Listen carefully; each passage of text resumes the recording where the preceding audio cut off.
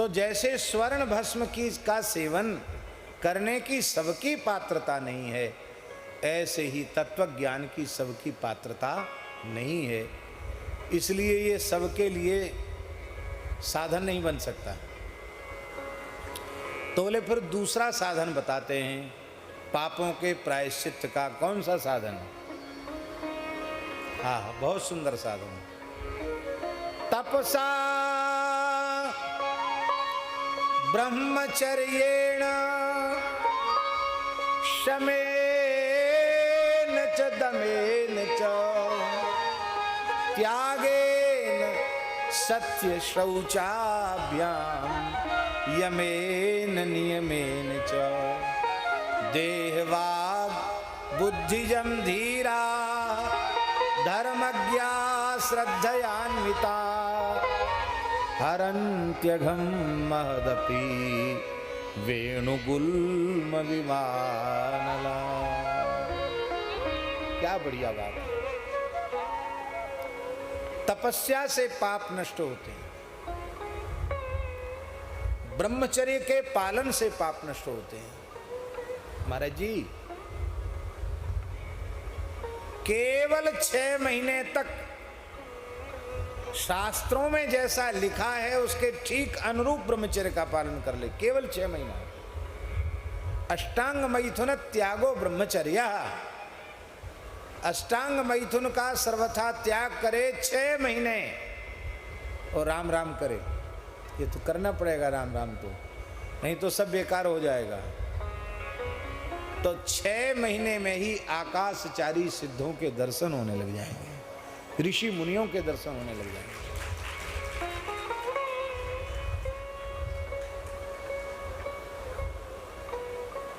25 वर्ष की आयु तक पूर्ण ब्रह्मचर्य का पालन किसी भाग्यशाली के द्वारा हो जाए,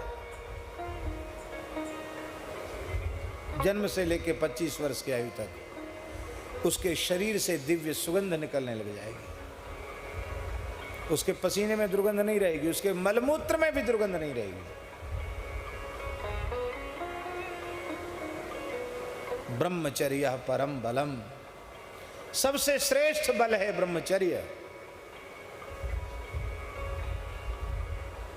ब्रह्मचर्य के पालन से पाप नष्ट होते हैं। शम, अंतःकरण के निग्रह का नाम है शम।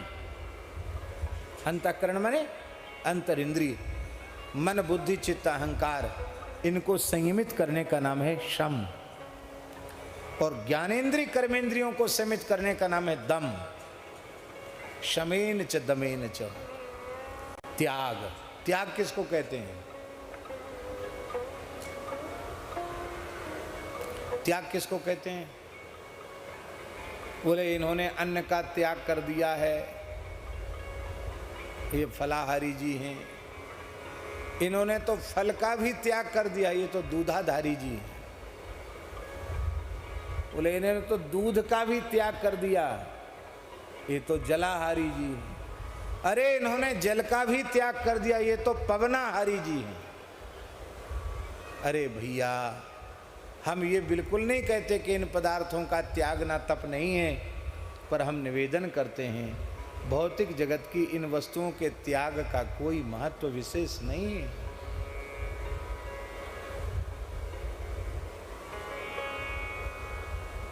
अन्न छोड़ दिया, जल छोड़ दिया, फल छोड़ दिया, दूध छोड़ दिया,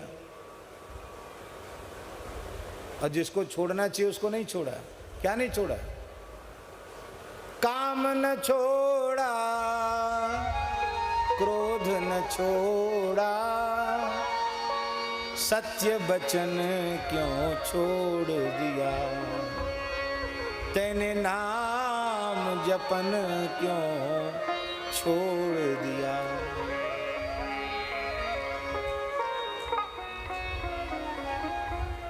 वासना का त्याग करना चाहिए,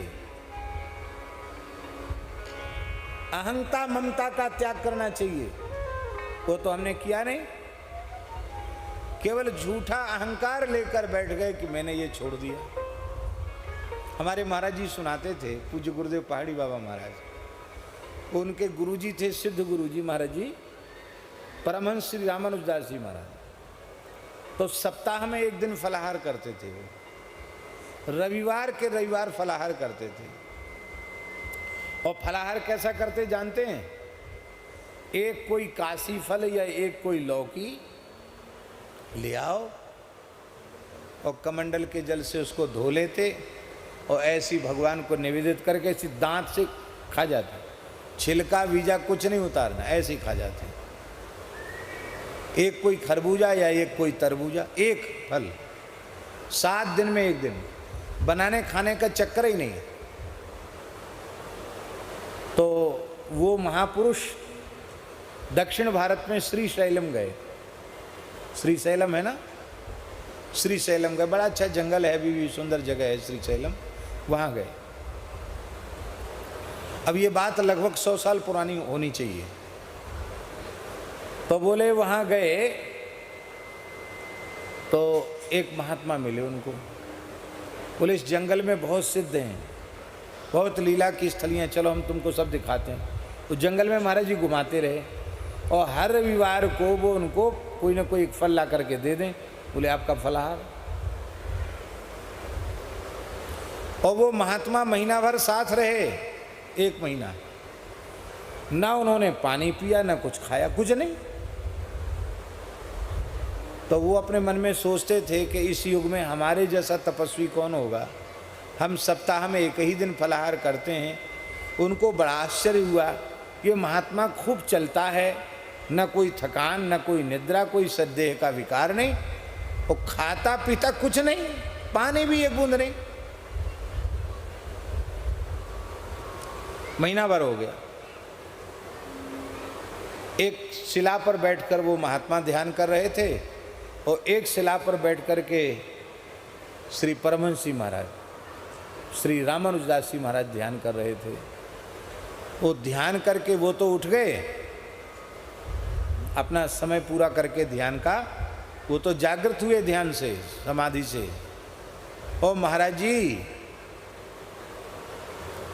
वो महात्मा बैठे बैठे अंतर्धान हो गए, बैठे बैठे लोप हो गए। तो महाराज जी कहते गुरु जी को बड़ा भारी मन में हुआ कि 1 महीना से साथ में थे और मेरे देखते देखते ही अंतर्धान हो गए। ये कौन थे? विकलता बढ़ गई। तो फिर आप ध्यानस्थ हुए। महान योगी, महान सिद्ध पुरुष थे। उनके ध्यान में भगवान शिव ने प्रकट होकर कहा, मैं संत वेश में भगवान मल्लिकार्जुन तुम्हारे साथ 1 महीने तक था। वो योगी के वेश में शिव जी ही थे, मल्लिकार्जुन भगवान शिव ही थे, मैं ही तुम्हारे साथ था। तो आपने बड़ी कृपा की, आपने जनाया नहीं, साधु बनकर आप रहे हमारे साथ। तो ऐसी कृपा मेरी ऊपर क्यों की? तो भोले बाबा ने कहा, भैया जी, बोले तुमको अहंकार हो गया था कि मैं सप्ताह में 1 दिन फलाहार करता हूँ। ऐसे असंख्यों योगी आज भी हैं जो केवल वायु का आहार करके भजन करते हैं। क्या हो गया इससे? अहंकार मत करो बाबा जी।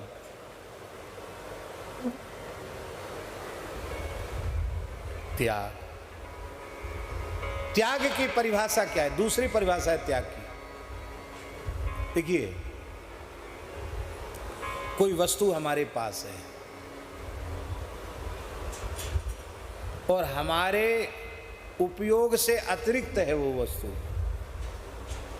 हमको अत्यंत आवश्यक वस्तु है और उस व्यवहार के लिए, और उससे अधिक है हमारे पास। जैसे उदाहरण के लिए हमारे पास एक जोड़ी जूता है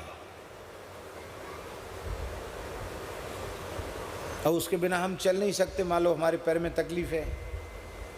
अब कोई दूसरा जोड़ी जूता आ गया और कोई ऐसा व्यक्ति है जिसके पास बेचारे के पास टूटी फटी पुरानी चप्पल भी नहीं है, तो हम बिना उसके मांगे हम कहें भैया हमारे पास तो है, ये तुम ले लो, क्योंकि हमारे उपयोग से अधिक है।